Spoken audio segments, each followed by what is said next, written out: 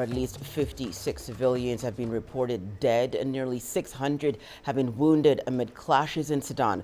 The army and the paramilitary rapid support forces are battling over key sites, with army tanks seen patrolling the capital. The United Nations has urged both sides to cease fire and condemn the killing of 3 of its World Food Program staff who died in the fighting while carrying out their duties. The UN agency has since suspended its operations in Sudan. The clashes broke out after escalating tension over the RSF's integration into the nation's military. The merger was part of a deal signed to transition Sudan back to civilian rule. Nama Muhyiddin has more from Khartoum. The fighting is still going on, and we can hear it right now from where I'm staying. It's still going on. Heavy weapons are used, bombs, explosions, and even air force. So the situation is really scary and fragile.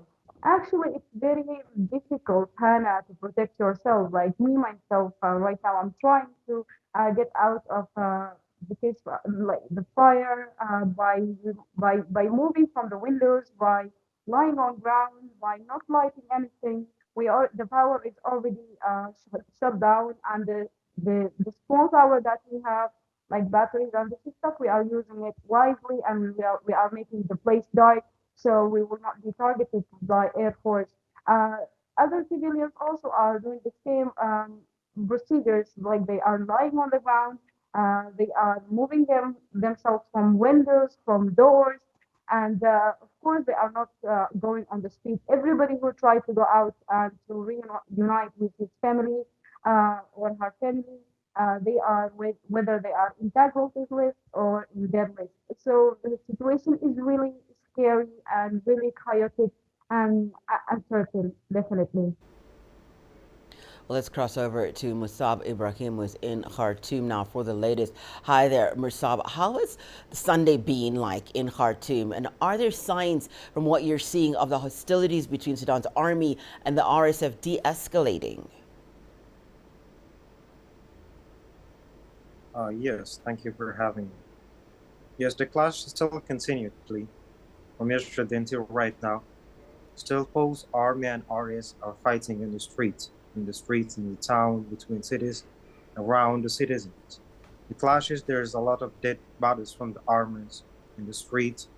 There's a lot of fires and trucks on fires and a lot of soldier in every place. And citizens are afraid.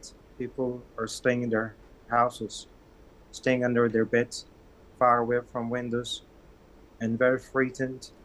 And a lot of people are in a very bad and dangerous situations.